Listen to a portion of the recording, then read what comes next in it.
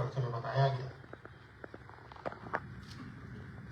19वीं सदी के हिंदुस्तान की बेचैन आत्माओं की आवाज में से 19वीं सदी का हिंदुस्तान कई तरह की बेचैनियों से गुजर रहा और इसलिए अगर उस वक्त के पस मंजर को ध्यान में ना रखें तो हर आवाज को गलत ढंग से पढ़ा जा सकता। कुछ लोग विवेकानंद को हिंदू नेशनलिज्म के रूप में पढ़ते हैं, कुछ लोग राम मोहन राय को एक छुपी हुई ईसाइयत के रूप में पढ़ते हैं, कुछ लोग सर सैयद अहमद को 20वीं सेंचुरी के संस्थापक के रूप में पढ़ते हैं। ये सब पढ़ा जा सकता है, लेकिन तभी जबकि आप 19वीं सदी के खासकर 1857 के बाद के पॉलिटिकल और कल्चरल पस मंजर को ये सब आवाजें अपने अपने ढंग से हिंदुस्तान में मॉडर्निटी किस तरह आएगी, किस तरह ट्रेडिशन से उसका इंटरेक्शन होगा, ये सब उससे जुड़े। मैं इस्लाम के इतिहास का और इस्लामिक थियोलॉजी का इतना सा भी नहीं जानता, लेकिन ये मुझे बहुत रोचक लगी ये सूचना और मैं पहले से जानता था कि सर सैयद अहमद द्वारा की गई कुरान की व्याख्या ने लोगों को बहुत परेशान किया। उन्होंने जो कुरान का इंटरप्रिटेशन किया उसने काफी विवाद पैदा किया था, लेकिन ये जानकारी मेरे लिए नहीं थी ख्वाजा साहब कि ANU तक उसको छापने से खतरा था। ये जानकारी मेरे लिए नहीं कि उस व्याख्या को छापने से ANU तक आज खतरा था। खैर, एक बार फिर से आप सबका आभारी हूं कि लेक्चर देने के लिए मुझे कहा गया। और जो ख्वाजा साहब ने जिक्र किया कि कुछ दोस्तों को ये हुआ कि सैयद अहमद और नेहरू, तो ये हम सब लोग जानते हैं इस बात को कि मेमोरियल लेक्चर्स केवल उस व्यक्ति के बारे में कभी नहीं होते जिसकी मेमोरी में एस्टेब्लिश थी। उसके सरोकारों के आसपास, उसकी चिंताओं के आसपास वो लेक्चर। मिसाल के तौर पर आप सर सैयद अहमद की मेमोरी में किसी हिंदुत्व वाले को बुला के लेक्चर करवाएं तो अटपटा हो, लेकिन नेहरू पर लेक्चर देने में और बात करने में कोई हर्ज नहीं। सर सैयद अहमद की मैंने अपने लेक्चर के लिए विषय तय किया नेहरू इन 21st सेंचुरी। आगे बढ़ने के पहले मैं प्रधानमंत्री नरेंद्र मोदी का धन्यवाद अदा करना चाहता हूं, और वो इसलिए कि जो नौजवान नेहरू को लगभग भूल गए थे, जिन्होंने नेहरू को लगभग या तो टेकन फॉर ग्रांटेड ले लिया था या कहिए कि होंगे साहब प्रधानमंत्री थे शुरू में, जब पिछले 10-12 साल में हमें सुबह शाम ये बताया गया कि मुल्क की हर समस्या के लिए जिम्मेदार थे, तो स्वाभाविक रूप से लोगों की दिलचस्पी हुई जानने में कि भाई ऐसा कौन सा आदमी था जिसने 17 साल तक सिवाय गलतियों के कुछ किया। और उसके पहले भी नेशनल मूवमेंट के लीडर के तौर पर भी कुछ नहीं किया सिवाय गलतियों के। गांधी जी को छलने के अलावा गोया गांधी जी इतने भूले थे कि उन्हें कोई भी छल नहीं, कोई भी उनको मूड बना ले गोया। तो मेरे जैसे लोग, मैं तो उस हिंदुस्तान में पैदा हुआ और बड़ा हुआ। सन 55 की मेरी पैदाइश है, सन 64 में नेहरू जी का निधन हुआ था। मेरे माँ बाप नेहरू जी के जीवित रहते मुझे याद नहीं पड़ता कभी भी कि दोनों में से किसी के मुंह से नेहरू के लिए तारीफ का एक लफ्ज निकला। लेकिन जब नेहरू मरे 27 मई को, तो उस शाम हमारे घर में खाना नहीं, और मेरे माँ और बाप दोनों घंटों लिटरली रोते थे।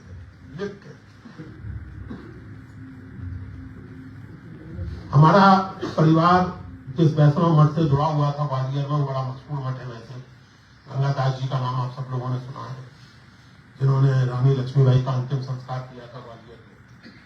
तो उन्हीं के मठ से हमारा परिवार जुड़ा हुआ है, वैष्णव परिवार। उसको गंगादास जी की शाला कहते हैं। तो सन 64 में जो गंगादास जी की शाला के महंत थे जगन्नाथ दास जी, लंबे चौड़े पहलवान किस्म के आदमी थे, और उनका हर शाम का जो प्रवचन कहिए, खुतबा कहिए, जो भी कहिए, उसका एक अनिवार्य टॉपिक होता था नेहरू के हिंदू कोडविल के लिए, हिंदुओं के बारे में ऐसा करने के लिए, वैसा करने के लिए। और सबसे बड़ी बात ये कि महंत जी जैसे जागीरदारों की जागीरें जब्त कर रहे, रोज पूछते थे नेहरू। मुझे नहीं पता कि आप में से कितने लोग सूतक का मतलब जानते हैं। सूतक 3 दिन का वो पीरियड होता है किसी के गुजर जाने पर, जिसमें घर में 3 दिन तक पूजा नहीं होती, बहुत अच्छा यानी पकवान किस्म का खाना नहीं बनता, और जो सीनियर लोग होते हैं बच्चों को अगर छोड़ दिया जाए तो दिन में केवल एक बार खाते हैं।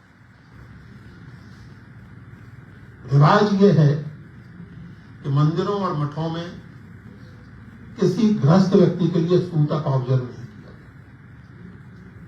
वो केवल सन्यासियों के लिए, बैरागियों के लिए ऑब्जर्व किया जाए। जो महंत जी सुबह शाम नेहरू को कोसते रहते थे, 27 मई से 29 मई तक उनके मठ में सूतक ऑब्जर्व किया, 3 दिन मंदिर में पूजा नहीं। और मैंने उनसे पूछा, उस समय 9 साल का था और उनसे मेरी बातचीत होती थी, वो मुझे मेरे बेटों के सवालों को एनकरेज करते थे। तो मैंने उनसे पूछा कि बाबा आपको नेहरू को हमेशा पूछते रहते थे, गरियाते रहते थे, फिर ऐसा क्यों? नेहरू ने तो सब गड़बड़ किया था, गौ हत्या पर रोक नहीं लगाई, हिंदू कोड में लागू कर दिया, मुसलमानों को हैपीज करता था, तो फिर एकाएक क्या हो गया कि आप सूतक मानने लगे नेहरू के निधन पर? तो देखो ये सब तो ठीक है और हमारा आलोचना करना भी ठीक है, लेकिन मैं ये कैसे भूल जाऊं कि अगर नेहरू नहीं होता तो देश आज वहां नहीं होता है। और मैं ये कैसे भूल जाऊं कि ऐसा करने वाला जो आदमी है उसे बहुत से काम ऐसे करने पड़ते हैं जो सबको पसंद ना आए। और असल में तो तुम नहीं जानते परशुतम, नेहरू पिछले जन्म में योगी था और उसको जन्म इस तरह लेना पड़ा और उसने इस जन्म में भी अपनी योग साधना ही पूरी की। इंसिडेंटली नेहरू के बारे में ये लेजेंड और जगह से भी सुनी है और लोगों ने भी इसका जिक्र किया। एमजे अकबर ने अपनी बायोग्राफी में जिक्र किया है इसका, शशि थरूर ने अपनी बायोग्राफी में जिक्र किया है, जो नेहरू पर उन्होंने किताब लिखी है। बायोग्राफी तो नहीं है वो, लेकिन नेहरू पर जो किताब है उसमें जिक्र किया है। तो नेहरू के साथ मेरे अपने परिवेश में, अपने परिवार, मोहल्ले और नगर के परिवेश में जो मैंने देखा, एक अजीब तरह का रिलेशनशिप, सारी आलोचना, सारी नाराजगी के बावजूद एक गहरी मोहब्बत। इस चीज ने मुझे नेहरू के बारे में गहराई से सोचने को कहा। और उसके बाद आगे चलकर कोई 2 बरस आरएसएस में भी रहा, बाकायदा स्वयं सेवक रहा आरएसएस का। आजकल उस जमाने का वीडियो वगैरह तो निकाल के लगा देता है सोशल मीडिया पर, कोई सोचता है मेरे से लेकिन तो उन दिनों भी जो नेहरू के बारे में मैंने सुना, वहां जिस तरह की बातें नेहरू के बारे में की जाती थी, तो एक बारे में मैं एकदम स्पष्ट, और वो ये कि चाहे हिंदुत्व के लोग हों चाहे किसी तरह के एक्सट्रीमिस्ट हों, उन्हें नेहरू से कुछ फंडामेंटल प्रॉब्लम। और मेरी रिसर्च का, नेहरू पर मेरे काम का बुनियादी सवाल ये है कि नेहरू से इतनी चिढ़, ये काम मैं पिछले कई सालों से करता रहा और उस काम का एक नतीजा उस किताब के रूप में आया, हुई भारत माता, जिसका जिक्र आप कर रहे थे, शाहिद साहब कर रहे थे। आगे भी वो बहुत कुछ किया, बहुत महत्वपूर्ण काम किए और एक ऐतिहासिक रोल निभाया। लेकिन क्या 21वीं सदी में नेहरू रेलेवेंट है?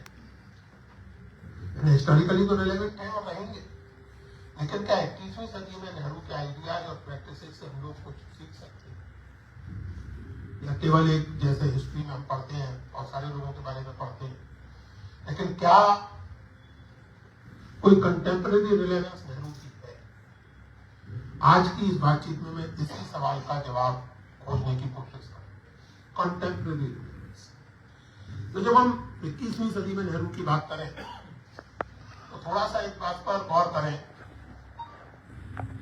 कि 21वीं सदी 25 बरस गुजर गए, चौथाई गुजर चुकी, अब तो सब कुछ पता है, ना जाने क्या क्या करना, आर्टिफिशियल इंटेलिजेंस, इंफॉर्मेशन। रोचक यह है कि आर्टिफिशियल इंटेलिजेंस के साथ ही एक चीज और आई है जिसे मैं कहता हूं एविडेंस ऑफ स्टुपिडिटी। एक तरफ आर्टिफिशियल इंटेलिजेंस है, दूसरी तरफ बेवकूफी का सैलाब। वो फिल्म आप लोगों ने देखी होगी 3-4 साल पुरानी, don't look up, American film है। तो वहां एक यूनिवर्सिटी के साइंटिस्ट देखते हैं कि एक कॉमेट बड़ी तेजी से धरती की तरफ चला आ रहा है और अगर कुछ नहीं किया गया तो धरती से टकरा के इसको नष्ट करते हैं। वो अपनी ये सूचना प्रेसिडेंट तक पहुंचाते हैं। इंसिडेंटली कम से कम उस फिक्शन में अमेरिकन प्रेसिडेंट के कौन है, फिक्शन में अमेरिकन प्रेसिडेंट एक औरत, और उसका जो सलाहकार है, उसका फंडर है, वो अरबपति है। और वो कहता है इसमें कुछ करने की जरूरत नहीं है, और मैं कोई मजाक नहीं कर रहा हूँ, मैं फिल्म का शब्द जैसे का तैसा कोट कर रहा हूँ। वो कहता है कि madam president, here is a opportunity in crisis, आपदा में अवसर है। तो आपदा में अवसर ये है कि लोगों से कहिए डोंट लुक अप, कुछ नहीं हो रहा है, एवरीथिंग इज फाइन, अच्छे दिन आ चुके हैं, अच्छे दिन चलते रहेंगे। टेलीविजन पर उन लोगों को बुला के उनकी खिल्ली उड़ाइए जो ऐसी बातें कर रहे हैं, मूर्खता को एनकरेज कीजिए, एक्टिवली किया जाता है, और नतीजा जो होना है उस फिल्म के आगे हो। ये केवल उस फिल्म की फैंटेसी नहीं, हम इस समय के अमेरिका में उससे मिलती जुलती चीजें देख रहे हैं। हम इस समय की दुनिया में, लोकतंत्र में कई जगह ऐसी चीजें देख रहे हैं, शायद हिंदुस्तान में भी देख रहे हैं। जबकि मैं बताया जाता है कि 1857 का जो स्वतंत्रता संग्राम था, उसको प्रेरणा देने वालों में स्वामी विवेकानंद जी थे। स्वामी जी का जन्म शायद 1857 से कुछ समय पहले हुआ था, असल में बाद में हुआ। स्वामी जी का जन्म 1864 में हुआ था, और भारत सरकार के एक विज्ञापन के मुताबिक वो आजादी की लड़ाई को 1857 में प्रेरणा दे। इस तरह की चीजें रोज बरोज हो रही हैं, और इतनी नॉर्मलाइज हो गई, और इससे कुछ बड़े दर्दनाक पहलू। अभी एक टेलीविजन डिबेट का एक टुकड़ा देख रहा था, तो उसमें एक लड़की सपा के प्रवक्ता से कह रही है कि आपकी साइकिल पंक्चर इसलिए नहीं होती कि सारे पंक्चर बनाने वाले आपको वोट दें। वो लड़की हंसते हुए कह रही है, ऑडियंस हंस रही है, वो एंकर ही हंस रहा है। पंक्चर पुत्र, पंक्चर बनाने वाले, ये बात अपनी जगह, लेकिन इसमें बहुत गहरी समस्या है। उसके अलावा जो मुसलमानों के प्रति एक चिढ़ का आप स्टीरियोटाइप क्रिएट कर रहे हैं, वो तो है ही। उससे ज्यादा गहरी समस्या ये है कि ऐसे स्टीरियोटाइप बनाते समय आप भूल जाते हैं कि पंक्चर बनाने वाले, कपड़े बनाने वाले, जूते बनाने वाले और रोटी बनाने वाले अगर ना हो, तो बातें बनाने वाले भी कुछ नहीं करते। जिसका शौक नहीं, और किसी को कोई शर्म नहीं आ रही, किसी को, मैं अगर एंकर होता तो उस बच्ची को डांट के हटा के बैठा, लेकिन वो तो एंकर इसकी है। ये हमारी जो 21वीं सदी है उसके कुछ पहलू है, तरक्की को नहीं नकार, बहुत चीजें बदली है, बहुत स्टैंडर्ड ऑफ लिविंग बेहतर हुआ है। हिंदुस्तान में भी आज गरीबी कंगाली के स्तर पर नहीं, गरीबी है लेकिन कंगाली के स्तर पर अभी नहीं। ऐसी स्थिति में ये ध्यान देने की बात है, और ये सबसे महत्वपूर्ण बात है कि जिस तरह की प्रगति हुई है उसको लेकर के बहुत से लोगों को लगा है कि इस आधुनिकता में और सब तो ठीक है, लेकिन आधुनिकता ने, मॉडर्निटी ने स्पिरिचुअलिटी, रिलीजन या गॉडलीनेस को एकदम एक तरफ। डेनियल बेन नाम के एक फिलोसोफर थे यूएसए में, उनकी एक किताब बहुत मशहूर है, द एंड ऑफ आइडियोलॉजी, और वहां से बहुत सारे लोग अपनी पॉलिटिक्स ड्रॉ करते हैं। बहुत सारे लोग कहते हैं कि आइडियोलॉजी तो खत्म हो गई, हालांकि बात बेवकूफी की है, आइडियोलॉजिकल बैटल कभी खत्म नहीं होते, कम से कम अभी तो है। लेकिन उनकी एक दूसरी किताब है जिसमें उन्होंने ये अंडरलाइन किया कि असल में हुआ ये है कि ये जो कैपिटलिस्ट लिबरल डेमोक्रेसी है, इसमें सबसे बड़ा वैल्यू सेल्फ सेटिस्फैक्शन है, और इस वजह से सेल्फिशनेस इसमें इनबिल्ट कैरेक्टर बन गया है। उसको दूर करने के लिए जरूरी है कि religiosity, end of course Christian religiosity, इसको वापस करें। सबको क्रिश्चियनिटी की तरफ जाना चाहिए।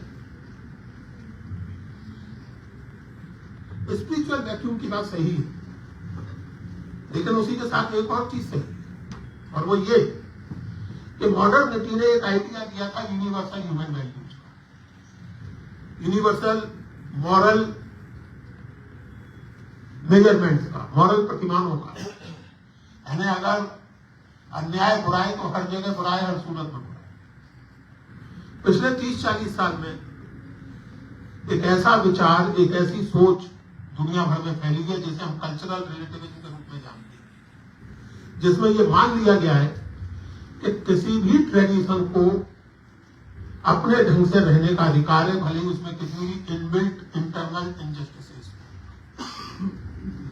और मुझे किसी ट्रेडिशन की आलोचना का अधिकार नहीं है सिवाय अपनी खुद की ट्रेडिशन। यानी अगर मान लीजिए कि मुस्लिम कम्युनिटी में या इस्लामिक ट्रेडिशन में या क्रिश्चियन कम्युनिटी में या किसी भी इस तरह की कम्युनिटी में कोई सामाजिक बुराइयां हैं तो उनके बारे में मुझे कुछ कहने का हक नहीं है, क्योंकि मैं मुसलमान नहीं। अगर हिंदू समाज में ऐसी कोई चीजें हैं तो आप में से जो हिंदू नहीं है उन्हें उसके बारे में टिप्पणी करने का कोई अधिकार नहीं। ये बहुत भ्रांत समझ है, क्योंकि ये एक चीज को नकारती है और वो ये कि there have to be some universal value, there have to be some universal ideas। कोई ना कोई ऐसे प्रतिमान बुनियादी होने चाहिए जिनमें एक यूनिवर्सलिटी हो, यूनिवर्सल एप्लीकेबिलिटी, वरना ये नहीं चल सकता। फिर तो वही स्थिति हो जाएगी कि आप शतरंज खेल रहे हैं और शतरंज में आप जानते हैं कि घोड़ा 2.5 गढ़ चलता है, तो आपका घोड़ा तो 2.5 गढ़ चलेगा, मेरा 7.5 गढ़ चलेगा। Then there is no fair play possible। तो इसी तरह कंडक्ट के कुछ रूल्स, कुछ प्रतिमान यूनिवर्सल होने ही चाहिए। 1936 में इंदिरा जी को लिखी एक चिट्ठी में नेहरू इस बात को अंडरलाइन करते हैं कि एक ऐसी स्ट्रेंज आइडियोलॉजी इन दिनों पना पड़ी है, उनका संकेत नाजी और फांसी आइडियोलॉजी की ओर था। तो कहती है कि यूनिवर्सल ह्यूमननेस का कोई मतलब नहीं। कुछ रेसेस जन्म से ही सुपीरियर है, कुछ रेसेस इंफीरियर, और इंफीरियर रेसेस को चाहिए तो सुपीरियर रेसेस की सेवा को अपनी किस्मत, अपनी नियति मान के स्वीकार करें। नेहरू इस तरह की आइडियोलॉजी को स्ट्रेंज आइडियोलॉजी कहते हैं और कहते हैं कि ये समझ में आने वाली बात है ही। इसी के साथ वो ये भी कहते हैं वही जो यूनिवर्सल वैल्यूज की मैंने बात की।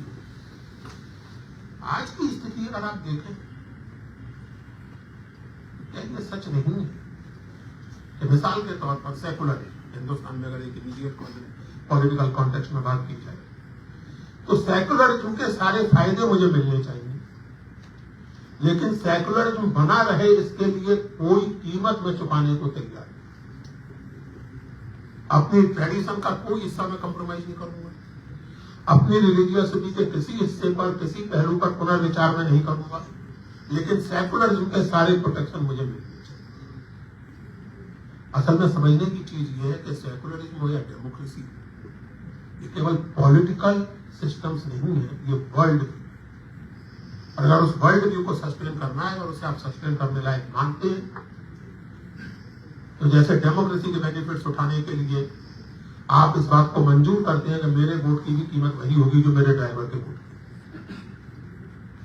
की या किसी पंक्चर बनाने वाले की होगी, इसके बिना डेमोक्रेसी नहीं चल सकती। इसी तरह अगर आप सेकुलरिज्म को एक वैल्यू मानते हैं तो आपको मानना पड़ेगा कि हर रिलीजियस ट्रेडिशन में ऐसे कुछ इश्यूज हो सकते हैं जिन पर डिस्कशन की और रिवीजन की जरूरत है। डेनियल बेल ने कहा, वापस आऊं 1986 पर, 1976 पर, कि धार्मिक भावना का पुनरोदय। अब यहां थोड़ा मैं फिर एक जंप लेना चाहता हूं। शशि थरूर की यह किताब छपी थी 2003 में, Nehru the invention of India. उसमें शशि थरूर ने नेहरू के बारे में जो लिखा है सलमान साहब, वो बहुत ही मनोरंजक।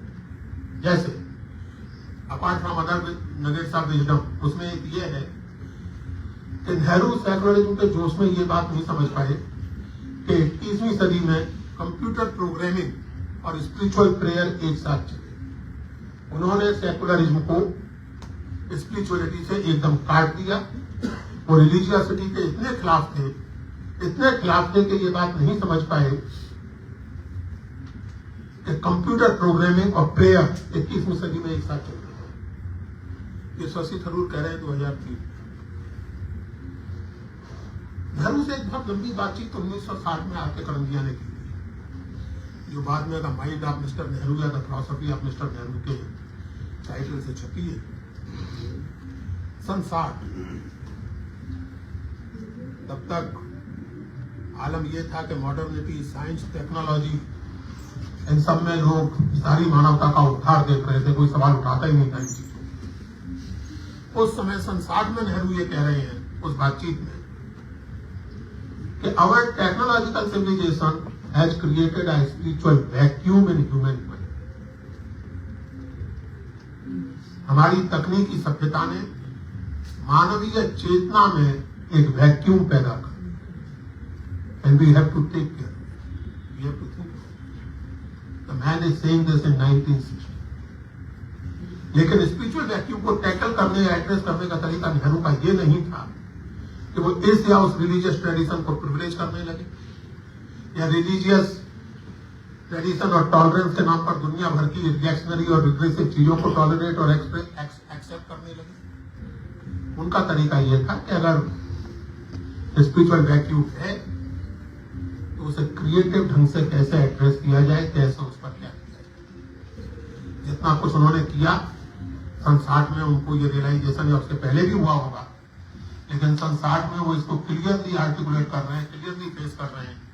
जीवित रहते तो क्या करते क्या नहीं करते मैं नहीं कह सकता, लेकिन ये तय है कि ये जो एक तरफ टेक्नोलॉजी इस समय आप देख रहे हैं, दूसरी तरफ उसी टेक्नोलॉजी से जुड़ी हुई अजीब तरह की धार्मिकता। टेलीविजन पर एंकर ज्यादा मनोरंजन करते हैं या तरह तरह के गुरु और मौलाना ज्यादा मनोरंजन करते हैं, ये फैसला करना मुश्किल। एक से एक विद्वान टेलीविजन पर मौजूद है।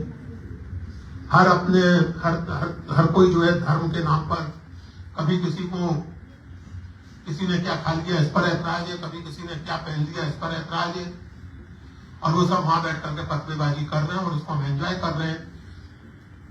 केवल एंजॉय नहीं कर रहे हैं, ये धीरे धीरे हमारे कॉमन सेंस का नॉर्मल हिस्सा बनता चला। किसी को भी आप धर्माचार्य कह देते हैं, किसी को भी आप इस्लाम का जानकार कह देते हैं, हिंदू धर्म का जानकार कह देते हैं, और वो आकर के यानी वो एक सज्जन ने मुझसे कहा था कि देखो भाई ऐसा मस्त जमाना आया है कि त्याग बड़ी चीज है, पैसे का मोह नहीं होना चाहिए। ये बात कहने के लिए पंडित जी 60 लाख रुपए चार्ज करें।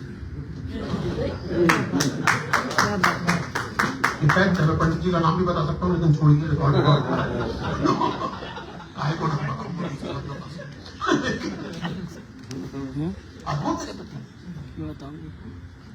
अद्भुत स्थिति। तो ये बड़ी स्ट्रेंज सी सिचुएशन। एडवर्ड सक्सले ने 1932 में एक किताब लिखी थी द ब्रेव न्यू वर्ल्ड, और उस समय उस किताब को साइंस के खिलाफ माना गया, क्योंकि वो वक्त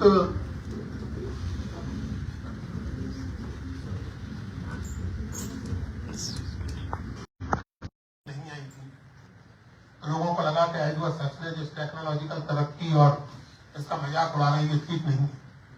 एडवर्ड सक्सले ने उसका मजाक नहीं उड़ाया, और मैं पर्सनली ये फील करता हूँ मसूर 1984 ज्यादा है, लेकिन जिस डिस्टोपिया से इस समय हम गुजर रहे हैं उसकी ज्यादा प्रमाणित तस्वीर ब्रेव न्यू वर्ल्ड में लगभग 100 वर्ष पहले लिखी है।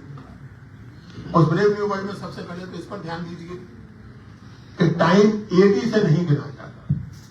आप जानते हैं ना अंग्रेजी में और यूरोप में AD in the year of our lord anno domini. तो ब्रेव न्यू वर्ल्ड में टाइम को गिनने का पैमाना AD नहीं है बल्कि A है, आफ्टर फोर्ड। और फोर्ड का इतिहास अगर आप पढ़ें तो न केवल वो मोटर कार बनाने के लिए बल्कि अमेरिका में नाजिज्म और फासिज्म को पब्लिक वैलिडिटी दिलाने में भी फोर्ड का बहुत महत्वपूर्ण है। एडवर्ड सक्सले का समय AF से तय। अल्फा मेल, सारी दुनिया को अल्फा मेल के हिसाब से होना चाहिए, और बाकी लोगों को अक्षता कीड़ा ना काट ले, इसलिए अनिवार्य है कि वो रोज सुबह शाम सोमा का एक डोज, सोमा शब्द उन्होंने वैदिक लिटरेचर से लिया, एक मस्त कर देने वाला सब्सटेंस होता था। तो सुबह शाम सोमा लीजिए, मस्त रहिए, सोचने विचारने की जरूरत है। 21वीं सदी अनफॉर्चुनेटली लगभग उस स्थिति में पहुंच चुकी है। आप सोमा की जगह टीवी कर दीजिए, आप सोमा की जगह सोशल मीडिया कर दीजिए। ऐसा सोमा और ऐसे में ऐसे ही लगते हैं। तो सुबह से शाम तक एसएम का डोज लेते रहिए, आप अपने आप स्थगित हो जाएगी। ऐसी स्थिति में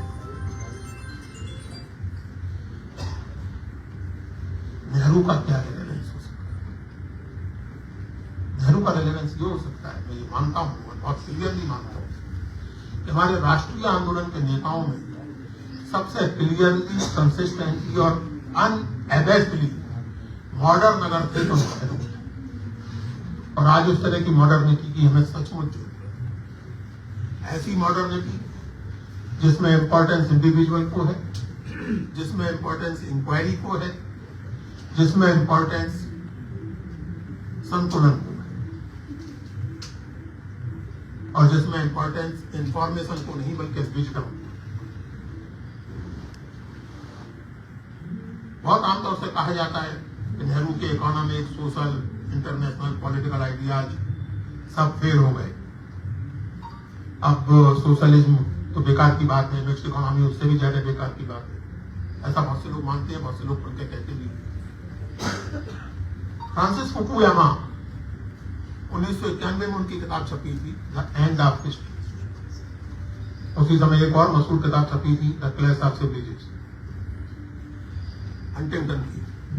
फ्रांसिस फुकुयामा की थीसिस उस किताब में बहुत इंटरेस्टिंग थी और एक तरह से उन्होंने मार्क्सवादियों को मार्क्सवादी पद्धति से ही जवाब देने की कोशिश की। मार्क्सवादी पद्धति ये मानती है, हीगल को फॉलो करते हुए, कि थीसिस, एंटीथीसिस, सिंथेसिस से गुजरते हुए ह्यूमन सोसाइटी एक समय क्लासलेस सोसाइटी की स्थिति में पहुंचेगी and that will be the end of. उसके बाद इंडिविजुअल अचीवमेंट्स होंगे, इंडिविजुअल चीजें होंगी, लेकिन कोई बड़ा सिग्निफिकेंट सोशल और पॉलिटिकल चेंज उसके बाद नहीं। फ्रांसिस फुकुयामा ने साबित करने की कोशिश की कि असल में लिबरल कैपिटलिस्ट डेमोक्रेसी, जिसका सबसे बेहतरीन मॉडल यूएसए है, वही एंड ऑफ हिस्ट्री। इसके आगे हिस्ट्री की जरूरत नहीं। पूरा उस किताब का पूरा शीर्षक अगर याद करें तो बहुत रिमार्केबल है, the end of history and the last man.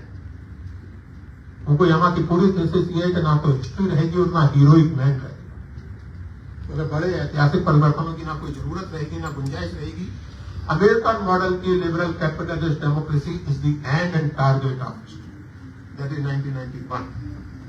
और उसके कुछ समय बाद ही सोवियत संघ का विघटन हो गया। तो लोगों को लगा कि फुकुयामा बिल्कुल सही कह रही थी और सही बात की। फुकुयामा और सराहे गए। 2017 में आइडेंटिटी पॉलिटिक्स के बारे में फुकुयामा की किताब है और वो संभव थे उनकी अंतिम किताब है अभी तक। उसके बाद शायद किताब उन्होंने मेरी जानकारी में नहीं लिखी। अक्टूबर 2018 में फुकुयामा ने एक इंटरव्यू दिया न्यू स्टेट्समैन नाम के अखबार को, और उसमें उन्होंने जो कहा उस पर ध्यान दीजिए। उन्होंने कहा कि अगर just redistribution of social resources and to terrible inequality, अगर समाजवाद का मतलब ये है, और हम सब जानते हैं कि समाजवाद का एसेंशियली मतलब ये है, equitable just redistribution of social resources end of terrible poverty and injustice. तो फुकुयामा ने कहा कि अगर समाजवाद का मतलब ये है तो समाजवाद को वापस आना ही चाहिए और वो आकर ही रहेगा। This is 2017 Francis Fukuyama, who had declared the American liberal capitalist democracy as the end of history in 1991. This is the relevance of it. क्योंकि नेहरू सोवियत मॉडल के समाजवाद के भी समर्थक थे और नेहरू जाहिर है कि अमेरिकन मॉडल के कैपिटलिज्म के समर्थक तो कभी नहीं। नेहरू मिक्स्ड इकोनॉमी जिसकी बहुत पीली उड़ाई गई उस समय, लेकिन जब फुकुयामा ये कह रहे और जब सब प्राइम क्राइसिस के दिनों में प्रेसिडेंट ओबामा को ये कहना पड़ा था कि uncontrolled unregulated banking activities allow नहीं की जा सकती, there has to be some kind of regulation, there has to be some kind of control on the activities of monopoly, there has to be a sense of social responsibility। आज हालत यह है कि welfare state एक मजाक की चीज बन गई। इस पार्टी की सरकार हो या उस पार्टी की सरकार, एजुकेशन हो या हेल्थ हो, आप एक तरह का इंश्योरेंस, एक तरह का ठेका, वो भी प्राइवेट सेक्टर को ही दे देते। अस्पताल या स्कूल सरकार की जिम्मेदारी नहीं है। हेल्थ को आपने कमोडिटी में बदल दिया, जबकि एक ह्यूमन सोसाइटी में हेल्थ बुनियादी हक होना चाहिए। इट्स नॉट अ कमोडिटी के 5 लाख रुपए सरकार मुझे देगी और बाकी फिर मेरी जो औकात हो तो हो, नहीं हो तो ना हो। इन्हीं सब चीजों को ध्यान में रखकर फुकुयामा आगे कहते हैं कि रीगन और थैचर की इकोनॉमिक पॉलिसीज ने दुनिया का बहुत नुकसान किया है, विच हैज टू बी रिड्रेस्ड। तो आप नाम कुछ भी दे रहे हैं, आप समाजवाद शब्द से किसी को ऐतराज है, नेहरूवाद से किसी को ऐतराज है, मिक्स्ड इकोनॉमी से ऐतराज है, आप दुनिया की किसी किताब से, किसी होली बुक से या अनहोली बुक से पूछ कर कोई शब्द ले आइए। The point is that there has to be a just redistribution of economic and social resources. There has to be a just redistribution of social power. The equations are to be amended and changed. Nehru knew this and Nehru tried to put it in practice. बहुत सारी बातें नेहरू की नाकामयाबी के बारे में की जाती हैं। कभी कभी मैं सवाल पूछता हूँ अपने आप से और चाहता हूं कि हम सब अपने आप से पूछें, 1947 में किस तरह का हिंदुस्तान नेहरू और उनके साथियों को मिला? मैं केवल पार्टीशन वायलेंस की बात नहीं करता। उसके पहले मैन मेड फेमाइन था बंगाल का, जिसमें पार्टीशन से भी ज्यादा लोग मारे। उसके पहले 200 साल का ब्रिटिश एक्सप्लॉयटेशन था, इकोनॉमिक एक्सप्लॉयटेशन, जिसकी आज एस्टिमेट जिसके ट्रिलियंस एंड ट्रिलियंस डॉलर में लगाए जाते हैं। और सबसे बड़ी बात, बात की एक बात यह है कि सन 47 में हिंदुस्तान में एवरेज लाइफ एक्सपेक्टेंसी 31 साल और सन 64 में वही एवरेज लाइफ एक्सपेक्टेंसी 48 साल। मेरी जानकारी में ऐसा दूसरा कोई समाज नहीं है, मेरी इतिहास की जानकारी बहुत सीमित है, जिसने डेमोक्रेटिक तरीके से सरकार चलाते हुए, जिसमें प्रधानमंत्री के खिलाफ बोलने पर रहने से नहीं लग जाता, ऐसे ढंग से सरकार चलाते हुए ये अचीवमेंट हासिल किया हो। क्योंकि लाइफ एक्सपेक्टेंसी कई चीजों से मिलकर बनती, महामारियां खत्म हुई होगी, रहने सहने की जगह साफ सुथरी हुई होगी, लोगों का फूड इंटेक बेहतर हुआ होगा, जेंडर प्रेजुडिसेस कम हुए होंगे, लाइफ एक्सपेक्टेंसी। और वो किन नीतियों के कारण होगा? उन्हीं नीतियों के कारण जिनको लेकर के आज नेहरू के बारे भी उस फोर्सफुल ढंग से बात नहीं करते जिस फोर्सफुल ढंग से बात की जानी चाहिए। और नेहरू के निंदक तो खैर जो है सुन लेंगे, उन्हें जो करना है तो करते ही नहीं। दोस्तों, एक बात और, नेहरू और हमारा लगभग सारा राष्ट्रीय आंदोलन कुछ अपवादों को छोड़कर, और ये हिंदुस्तानी फिलोसॉफिकल कल्चरल ट्रेडिशन का सार है। हिंदुस्तान ने अपने पिछले 5000 साल के कल्चरल एक्सपीरियंस से एक बात सीखी, और वो ये कि एक्सट्रीम्स आकर्षक भले ही लगते हैं, जिंदगी एक्सट्रीम से नहीं। महात्मा बुद्ध जिसे मध्य मार्ग या सम्यक कहते थे, रास्ता तो वही। हमारे एक मित्र एक बार सुमन जी से कह रहे थे, क्रांतिकारी कवि थे वो, उन्होंने पास बहुत अच्छे कवि थे, बहुत महान कवि थे पंजाबी के, उनकी ये पंक्ति बड़ी मशहूर है। तो उन्होंने कोट किया कि क्या बात आप करती हैं, पास में कहा है कि रास्ता बीच का नहीं। तो सुमन जी काफी विनम्र व्यक्ति है, सुनकर चुप रह गए। न होता तो कहता कि हाँ पास में ये कहा है, लेकिन महात्मा बुद्ध ने कहा कि रास्ता बीच का ही है। तो अगर व्यक्ति के नाम से अथॉरिटी तय करनी हो तो आप तय कर लीजिए कि बुद्ध बड़े या पास बड़े, इसलिए व्यक्ति के नाम से तो जाइए, लेकिन खुद सोचिए क्या सचमुच आज जिस बात की विचार आपने किया और जिस बात की चिंता से मैंने अपनी बात शुरू की, मैं उन लोगों में से नहीं हूं जो ये समझते हो कि हिंदू मुस्लिम तनाव इस समाज में 10 साल से पैदा हो। मैं उन लोगों में से भी नहीं हूं जो ये समझते हैं कि हिंदू मुस्लिम तनाव अंग्रेज पैदा कर रहे। मतलब ये ठीक है हमें इतनी अकल तो शायद नहीं थी कि अपनी समस्याएं हल कर सकें, लेकिन समस्याएं पैदा करने के लिए भी हम अंग्रेजों पर निर्भर करें इतने मूल। अंग्रेजों के पहले ही हमारी यह समस्या थी, वरना कबीरदास नहीं कहते कि आपस में दो लड़त मरते मरम ना पाओ। तो समस्याएं तो थी, लेकिन उन समस्याओं के प्रति एक संतुलित रवैया खोजने की कोशिश। आप कल्पना कीजिए कि जिस घटना से मैंने बात शुरू की, जिस बच्ची का मैंने जिक्र किया, यही घटना अगर सन 2010 में हुई होती तो एंकर ने उसे टपट दिया। कहा होता कि इस तरह की बातें मत करो। ये जो फर्क आया,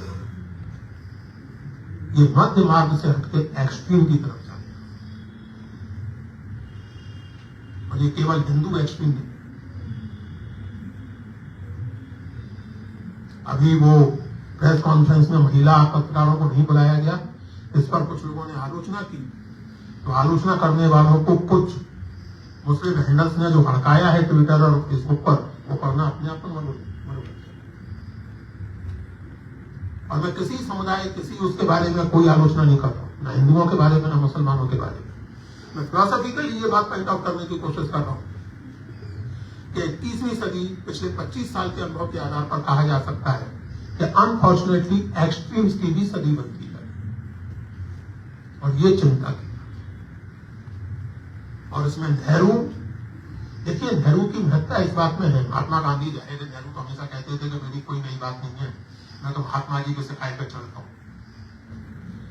महात्मा गांधी, जाहिर है कि he was one of the most original philosophers in human history, लेकिन उन्हें अपने ढंग से समाज बनाने, सरकार चलाने, पॉलिटिक्स करने का समय। नेहरू को अपनी तमाम सीमाओं और ताकतों के साथ 17 साल तक एक बड़े देश को, एक जटिल देश को चलाने का समय मिला। और जाहिर है कि उसमें गलतियां भी हुई, उसमें उपलब्धियां भी हुई। अगर आज हम 21वीं सदी में नेहरू को याद करें कंटेम्परेरी रिलेवेंस के लिए, कंटेम्परेरी रिलेवेंस के लिहाज से, तो इसीलिए याद करें कि नेहरू ने एवरीडे पॉलिटिक्स में, थैंक यू, एवरीडे पॉलिटिक्स में ये दिखाया कि एक्सट्रीम से काम नहीं चलता, रास्ता बीच का ही। नेहरू ने ये अंडरलाइन किया कि हिंदुस्तान जैसे देश में, अभी एक साहब मुझसे बात कर रहे थे, तो मैंने उनसे कहा कि हिंदुस्तान एक विचित्र प्रकार का देश है, विचित्र प्रकार का समाज। ये ऐसा समाज है जिसमें आप डाइवर्सिटी के बिना समाज की कल्पना ही नहीं कर सकते। Unity in diversity is not merely a political slogan, it's one of the most fundamental social reality of this country. Nehru के नेतृत्व में उसके बाद भी इस बात को ध्यान में रखते हुए हिंदुस्तान को मॉडर्नाइज करने की कोशिश की। मैंने जैसे आपसे कहा कि नेहरू आज अनअवेयरली, और इसलिए कई बार पर यह आरोप लगा कि साहब he was fascinated with big things, उन्हें बड़े बड़े बांध और बड़े बड़े प्रोजेक्ट चाहिए थे। असल में एक इमेज बन जाती है तो उससे बाहर निकलना बहुत मुश्किल होता है किसी के लिए, खास करके तब जबकि नेहरू पर सीरियस ध्यान देने का चलन घटता चला गया। मैंने आपके सामने सन 60 का एक वक्तव्य रखा, technological civilisation and spiritual vacuum. सन 58 में एक स्पीच दी थी नेहरू ने, जिसमें उन्होंने कहा कि हमें डिजीज ऑफ जाइगेंटिसिज्म से बाहर निकलना। बड़े बांध जरूरी हैं, लेकिन केवल बड़े बांधों से काम नहीं चलता। नेहरू कह रहे हैं सन 58, बड़े बिजली का जरूरी है, लेकिन लोकल लेवल पर भी पावर का, बिजली का प्रोडक्शन करना होगा। Man was trying constantly to learn and own mistakes. मैं किसी भी व्यक्ति को और किसी भी समाज को पर्सनली, मेरी निजी राय, दो पैमानों पे जांचते हैं। पहला ये, उसमें गलती, अपनी गलती मानने का मानदंड, और दूसरा ये कि जिन्होंने उसके साथ कुछ नेक काम किया उसके प्रति ग्रेटिट्यूड। नेहरू उसकी मान सकते हैं। सन 58 में वो ये कह सकते थे कि डिजीज है जाइजेंटिसिस। सन 60 में वो ये कह सकते थे कि technological civilisation has delivered us in a situation of spiritual vacuum. Philosophically, politically, or temperament, Nehru is relevant because he could see his mistakes, he could face his mistakes, and he never said कि आज अगर कोई गड़बड़ है तो उसके लिए जाके अंग्रेजों से बात करो। He never said. That's the leader. ये थोड़ा ही होता है कि मैं खराब लेक्चर दूं और आप लोग बोर हो जाएं, पथराव करने की दशा में आ जाए तो मुंह से मत की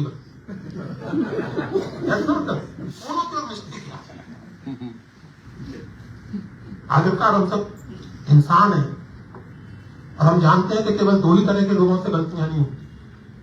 एक वो जो माँ के पेट में हो और दूसरे जो कब्र में हो। बाकी तो सभी गलतियां